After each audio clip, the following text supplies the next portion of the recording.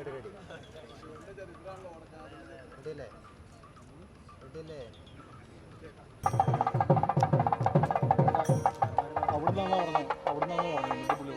നമുക്ക് നിർത്താല്ലേ, ഈ തിരി കൊളുത്തണമെന്നുള്ളത്.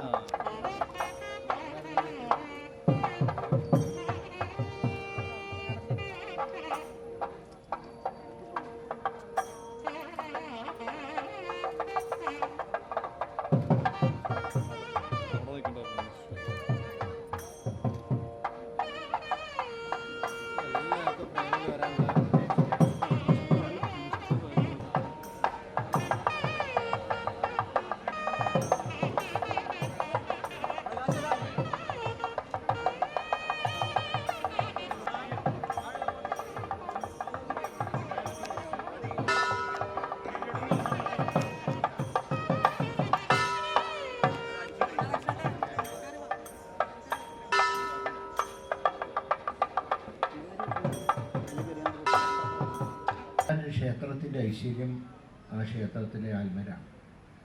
ആൽമരത്തിന് പ്രതിഷ്ഠ വയ്ക്കുക എന്നുള്ളത് ഹിന്ദുമത ആചാരങ്ങളിൽ പ്രധാനപ്പെട്ടൊരു ഘടകം. മാത്രമല്ല പ്രകൃതിയുടെ സന്തുലിതാവസ്ഥ നിലനിർത്താൻ ഇതുപോലുള്ള സംവിധാനങ്ങൾ ആവശ്യമാണ്. ഇപ്പോൾ കേരളത്തിൽ ദേവസ്വം വകുപ്പ് ഈ അടുത്ത ദിവസങ്ങളിലായി കേരളത്തിലെ പ്രധാന ദേവസ്വം പ്രസിഡന്റുമാരുടെയൊക്കെ സാന്നിധ്യത്തിൽ ദേവാരണ്യം പദ്ധതി ഇപ്പോൾ നടപ്പാക്കിയിട്ടുണ്ട്. അതായത് ക്ഷേത്രങ്ങളുടെ ഒഴിഞ്ഞ സ്ഥലത്തൊക്കെ ഔഷധ ചെടികൾ വെച്ച് പിടിപ്പിക്കുക എന്നുള്ളതാണ് ആ ചടങ്ങ്. വനം വകുപ്പ് സൗജന്യമായിട്ട് വിവിധ ഇനം വൃക്ഷച്ചെടികൾ ദേവസ്വത്തിലേക്ക് നൽകാം എന്ന് സമ്മതിച്ചിട്ടുണ്ട്. അപ്പം അങ്ങനെ വരുമ്പോൾ ക്ഷേത്രങ്ങളുടെ അതിർത്തികൾ സംരക്ഷിക്കാനത് ആവശ്യമാണ്. അപ്പോൾ പല ക്ഷേത്രങ്ങളും ക്ഷേത്രഭൂമികൾ അന്യാധീനപ്പെട്ടുകൊണ്ടിരിക്കുക. ഏക്കർ കണക്കിന് ഭൂമിയുള്ള പല ക്ഷേത്രങ്ങളുടെയും ഇന്ന് വരുമാനവും കുറയുന്നു. ഇതൊക്കെ കാരണം ദേവസ്വം ഭൂമിയാണ് അന്യാധീനപ്പെട്ടു പോകുന്നത്. കാലാകാലങ്ങളായിട്ട് കയ്യേറ്റങ്ങളൊക്കെ നടക്കുന്നു. പലപ്പോഴും നമുക്കറിയാം, പലപ്പോഴും ക്ഷേത്രങ്ങളൊന്നും അതിർത്തി തിരിക്കാറില്ല.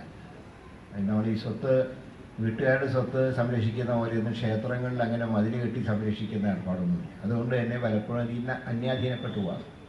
നേരെ മറിച്ച് ഇതൊക്കെ വയ്ക്കുന്ന സമയത്ത് ക്ഷേത്രത്തിൻ്റെ ആ പരിധി ഭക്തജനങ്ങൾക്ക് മനസ്സിലാക്കാനും അതോടൊപ്പം തന്നെ ക്ഷേത്രങ്ങളിൽ നിന്ന് വീശുന്ന കാറ്റ് അത് ശുദ്ധവായുവുള്ള ഒരു വായുവായിട്ട് അതിനെ മാറ്റാനും ഒക്കെ നമുക്ക് കഴിയണം. അപ്പോൾ അതുകൊണ്ടാണ് ദേവാരണ്യം പദ്ധതി കേരളത്തിൽ നടപ്പാക്കുന്നത്. അതുപോലെ തന്നെ ദേവസ്വം ബോർഡുകളുടെ മുന്നോട്ടുള്ള പ്രയാണത്തിൽ സംസ്ഥാന സർക്കാരിൻ്റെ ഗ്രാൻഡ് ഉൾപ്പെടെയുള്ള സംവിധാനങ്ങൾ തുടർന്നുണ്ടാകും. ഇപ്പോൾ കേരളത്തിലെ ദേവസ്വം ബോർഡുകളെ സംബന്ധിച്ച് പറയുമ്പോൾ ഏറ്റവും 1200 ക്ഷേത്രങ്ങളുള്ള തിരുവിതാംകൂർ ദേവസ്വം ബോർഡിനാണെങ്കിൽ അവർക്ക് ശബരിമല തന്നെ നല്ലൊരു വരുമാനമാണ്. മറ്റു പല ക്ഷേത്രങ്ങളും സംരക്ഷിക്കുന്നതും ആ വരുമാനം കൊണ്ടാണ്. എന്നാൽ കൊച്ചിയിൽ ഏതാണ്ട് വടക്കുന്നാഥനുൾപ്പെടെ നേരത്തെ ദേവസ്വം ബോർഡിനോട് പ്രസിഡന്റിനോടെയും ചോദിക്കുകയാണ് എത്ര വരുമാനമുള്ള ക്ഷേത്രങ്ങൾ ഉന്നയിക്കുമ്പോൾ ആകെ 9 ക്ഷേത്രം മാത്രമേ വടക്കുന്നാഥനുൾപ്പെടെ വരുമാനമുള്ള ക്ഷേത്രങ്ങൾ. എന്നാൽ ഇതിലേറെ കഷ്ടമാണ് മലബാർ ദേവസ്വം ബോർഡിൻ്റെ അവസ്ഥ എന്ന് പറയുന്നത്. മലബാർ ദേവസ്വം ബോർഡിൻ്റെ സ്ഥിതി ദേവസ്വം ബോർഡിന് അടിസ്ഥാന സൗകര്യങ്ങൾ ഒരുക്കി കൊടുക്കുന്ന ജോലി മാത്രമേ. എല്ലാ ക്ഷേത്രങ്ങളും ഇൻഡിപെൻഡൻ്റ് ആണ്, ട്രസ്റ്റിമാരാണ് ആ ക്ഷേത്രങ്ങളുടെ നിയന്ത്രണം. ഇപ്പോൾ കൊട്ടിയൂർ ക്ഷേത്രത്തിൻ്റെ കാര്യങ്ങൾ നിശ്ചയിക്കുന്ന അടുത്ത ട്രസ്റ്റി ബോർഡാണ്. അവിടെ ദേവസ്വം ബോർഡിൻ്റെ കാര്യമായിട്ടുള്ള അവകാശങ്ങളൊന്നുമില്ല. ഇതൊക്കെ മാറ്റിക്കൊണ്ട് ദേവസ്വം ബോർഡുകൾക്ക് കൂടുതൽ അധികാരം, വരുമാനം കൂടിയാണെങ്കിലും കുറഞ്ഞതാണെങ്കിലും ദേവസ്വം ബോർഡുകൾക്ക് കൂടുതൽ അംഗീകാരങ്ങൾ കൊടുക്കേണ്ട ഒരു സന്ദർഭമാണ്. പിന്നെ നമുക്കറിയാം കേരളത്തിലെ പക്ഷേ പല പ്രധാന ക്ഷേത്രങ്ങളും സ്വന്തമായിട്ടുള്ള സംവിധാനങ്ങൾ. തൃശ്ശൂരാണെങ്കിൽ തിരുവമ്പാടി ദേവസ്വം, പാറമേക്കാവ് ദേവസ്വം, ഇതൊക്കെ ഇൻഡിപെൻഡൻ്റ് ദേവസ്വങ്ങളാണ്. ഗുരുവായൂർ ദേവസ്വം ബോർഡ് പിന്നെ ഗവൺമെൻറ് അംഗീകരിച്ച ഗുരുവായൂർ ദേവസ്വം ബോർഡും ഇരിഞ്ഞാലക്കുട കൂടമണിക്കൻ ക്ഷേത്രത്തിൻ്റെ ബോർഡ്, ഇതെല്ലാം ട്രസ്റ്റി അല്ലേ, ഇതെല്ലാം അവരുടെ സെപ്പറേറ്റ് ദേവസ്വങ്ങളാണ്. ഇതെല്ലാം കൊച്ചി ദേവസ്വം ബോർഡും മലബാർ ദേവസ്വം ബോർഡുമാണ് ഇപ്പോൾ ഏറ്റവും വരുമാനത്തിൽ പുറകിൽ നിൽക്കുന്നത്. ഏറ്റവും പുറകിൽ നിൽക്കുന്ന മലബാർ ദേവസ്വമാണ്. സത്യത്തിൽ മലബാർ ദേവസ്വം ബോർഡ് രൂപീകരിക്കാതിരിക്കാൻ ഞങ്ങളൊക്കെ ഒരുപാട് ശ്രമിക്കുകയാണ്. ഇതിന് ഹൈക്കോടതിയാണ് എല്ലാവരും ചീത്ത പറഞ്ഞപ്പോഴാണ് നിവർത്തിയില്ലാതെ രൂപീകരിക്കേണ്ടി വന്നത്. പക്ഷേ അതിൻ്റെ സിസ്റ്റം മാറ്റണം എന്ന് പൊതുവായിട്ടൊരു ധാരണ എത്തിയിട്ടുണ്ട്. അപ്പോൾ ഇങ്ങനെയൊക്കെ നമുക്ക് ക്ഷേത്രങ്ങൾ പരിപാലിക്കണം, നമ്മുടെ വിശ്വാസങ്ങളും പാരമ്പര്യങ്ങളും കാത്തു സൂക്ഷിക്കണം. ഇപ്പോൾ നമുക്കുണ്ട് പല ആചാരങ്ങൾ നമുക്കുണ്ട്. ആ ആചാരങ്ങൾക്കൊക്കെ ഇത് ഇടയ്ക്കിടയ്ക്ക് ഉണ്ടാകുന്ന ചില അപകടങ്ങൾ പലപ്പോഴും വിശ്വാസ സമൂഹത്തിന് ചില ഭയപ്പാടുണ്ടാകുന്നത്. ഇപ്പോൾ ആന എഴുന്നള്ളിപ്പ്, ചില സ്ഥലങ്ങളിൽ ആന ഇടയുന്നു എന്നുള്ള വാസ്തവമാണ്. പക്ഷെ അതിൻ്റെ ഒരു മൂല കാരണം പരിശോധിക്കുമ്പോൾ ആനേനെ പരിപാലിക്കുന്നതിൽ വരുന്ന വീഴ്ചയാണ് പലപ്പോഴും ആന ഇടഞ്ഞുകൂടുന്നതിൻ്റെ കാരണം. അല്ലാതെ ഒട്ടും പാളും കെട്ടിട്ടൊന്നും ആന ഇടഞ്ഞുകൂടാറില്ല. കാരണം ആനകളൊക്കെ പണ്ടുകാലം തൊട്ടേ ഉള്ള ഒരു സംവിധാനം. പക്ഷെ ചില ജീവനക്കാർ ആനയെ വേണ്ട രീതിയിൽ ശുശ്രൂഷിക്കാതിരിക്കുമ്പോഴാണ് ആന വയലൻ്റ് ആയിക്കൊള്ളുന്നത്. മനുഷ്യനും നമ്മളെ ദ്രോഹിക്കുമ്പോൾ നമ്മൾ വയലൻ്റ് ആവുന്ന പോലെ ആനയും വയലൻ്റ് ആവും. അപ്പോൾ അങ്ങനെയൊക്കെ. അതുപോലെ തന്നെ വെടിക്കെട്ട് പരമാവധി ഇത്തവണ നമുക്കറിയാം പൂരത്തിൻ്റെ ഒരു പൊലിമ ഇത്തവണ നഷ്ടപ്പെടാൻ കാരണം വെടിക്കെട്ട് അപകടത്തിൽ 14ഓളം പേരുടെ മരണം നമ്മളെ വളരെയധികം ദുഃഖത്തിലാക്കി. ഇതുപോലെ സംഭവങ്ങളിൽ മുൻകരുതലെടുത്തുകൊണ്ട് പൂരങ്ങൾ ഭംഗിയായിട്ട് നടത്തുക. ഇപ്പോൾ ദേവസ്വം ബോർഡുകളുടെ നിവേദനം തന്നിട്ടുണ്ട്, ആവശ്യത്തിന് എഴുന്നള്ളിക്കാൻ ആനകളെ കിട്ടുന്നില്ല. അതിൻ്റെ കാരണം മറ്റൊന്നുമല്ല, ഇപ്പോൾ ആനയെ നടക്കിയിരുത്തുന്നതിനും പരിമിതി. ഇപ്പോൾ ഗുരുവായൂർ ആകെ 10-30 ആനകളാണ് ഈ എഴുന്നള്ളിക്കാൻ പറ്റുന്ന ആനകളെന്ന് പറയും. അപ്പോൾ അതിനെ തന്നെയാണ് നടക്കിയിരുത്തുന്നത് പ്രതീകാത്മകമായിട്ട്. കാരണം നടക്കിയിരുത്തുന്നതിന് ഇപ്പോൾ ബാൻ ചെയ്യുന്നുണ്ട്. അപ്പം അതിന് നിവേദനം തന്നിട്ടുള്ള കൂടുതൽ ആനകളെ നടക്കിയിരുത്താനുള്ള സൗകര്യങ്ങൾ വേണമെന്നാണ്. ഇവിടെയൊക്കെ ഒരു കാര്യം മനസ്സിലാക്കേണ്ടത്, എല്ലാത്തിലും കോടതിയുടെ ഇടപെടലുണ്ട്. ഞാനിപ്പോൾ ഇവിടെ ഒരു വിവാദം ഉണ്ടാക്കുന്നില്ല, പക്ഷേ എല്ലാ കാര്യങ്ങളിലും കോടതി തന്നെ ഇടപെട്ടാൽ പിന്നെ ഭക്തജനങ്ങൾക്ക് വല്ല റോളും.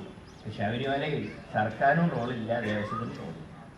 ഹൈക്കോടതിയാണ് അവിടെ ഏത് പൂ ഉപയോഗിക്കണം എന്ന് പറയുന്നത്, എങ്ങനെ ക്യൂ നിൽക്കണം എന്ന് പറയുന്നത്. ശരിക്കും പറഞ്ഞാൽ ഇതിൻ്റെ മേൽനോട്ട അവകാശം മാത്രമേ കോടതിക്കുള്ളൂ. വക്കീൽമാരായിട്ടുള്ളവർക്കാണ് മേൽനോട്ടം, ഓഡിറ്റിംഗ് അധികാരം. ദേവസ്വത്തിന് കൊടുക്കുന്ന ഫണ്ട് ഓഡിറ്റ് ചെയ്യാൻ അധികാരം ഹൈക്കോടതിക്കുണ്ട്. അതല്ലാതെ സത്യം പറഞ്ഞാൽ ഗുരുവായൂർ ദേവസ്വത്തിൻ്റെ കമ്മീഷണർ നിയമിക്കാനോ അല്ലെങ്കിൽ മറ്റു കാര്യങ്ങൾക്കൊന്നും കോടതിക്ക് ശരിക്കും പറഞ്ഞാൽ അവകാശമില്ല. പിന്നെ എല്ലാവരും ഇപ്പോൾ തിരുവിതാംകൂർ ദേവസ്വം ബോർഡിൻ്റെ കമ്മീഷണർ നിയമിക്കാൻ സർക്കാർ ഇപ്പോൾ ഒരു പാനൽ കൊടുക്കണം ഹൈക്കോടതി. കൊച്ചിയിലത് വേണ്ട, മലബാറിലും അതിൻ്റെ ആവശ്യമില്ല. പക്ഷേ എന്താണ് 3 പ്രധാന ദേവസ്വം ബോർഡ് തിരുവിതാംകൂറിന് മാത്രം എന്താ ഒത്തിരി തീരുമാനമുണ്ട്. ഇങ്ങനെയൊക്കെയുള്ള ചില കുഴപ്പങ്ങളുണ്ട്.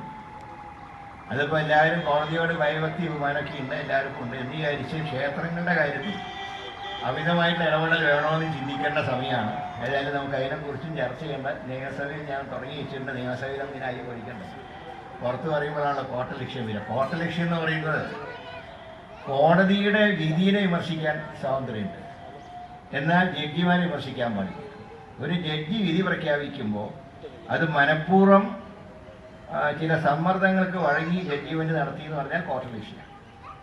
എന്നാൽ വിധിയിലും തെറ്റുപറ്റാൻ മനുഷ്യനാണ്. വിധിയെ വിമർശിക്കാം, ജഡ്ജിയെ വിമർശിക്കാൻ പാടില്ല. അതാണ് കോട്ട വിഷയത്തിൻ്റെ ഇതെന്ന്. അപ്പോൾ അതുകൊണ്ട് ഈ കാര്യങ്ങളിലൊക്കെ ഭക്തജനങ്ങളുമായി എല്ലാം ചർച്ച ചെയ്തിട്ട് സർക്കാർ തീരുമാനമെടുക്കുള്ളൂ. കാരണം ഇതിൻ്റെയൊക്കെ ഒരു അടിസ്ഥാനം എന്ന് പറയുന്നത് വിശ്വാസങ്ങളും ആചാരങ്ങളുമാണ്. അത് രണ്ടും പരിപാലിച്ചുകൊണ്ട് തന്നെ സർക്കാർ മുന്നോട്ട് പോകും. ഏതായാലും ഈ ആൽമരം നടാൻ കിട്ടിയൊരു സൗഭാഗ്യം എന്ന് പറയുന്നത് അത് വലിയൊരു സൗഭാഗ്യം തന്നെയാണ്. കാരണം സ്ഥാനമാനങ്ങൾ ഇന്ന് വരും നാളെ പോകും. പക്ഷേ ഇത് നട്ട് കഴിഞ്ഞ് വളർന്ന് പന്തലിക്കുമ്പോൾ നമ്മുടെ പേരൊന്നും ഉണ്ടാകും. ഈ തലമുറ മുഴുവൻ ഇത് ഓർക്കും. അതാണ് ഒരു ഭാഗ്യം എന്ന് പറയുന്നത്. വടക്കുന്നാളിൻ്റെ ഒരു ഭാഗ്യമാണ്. തൃശ്ശൂർ വന്നാൽ വടക്കുന്നാളിനെ കണ്ടിട്ടേ മറ്റെവിടെയും പോകാവുന്നതാണ് നിയമം.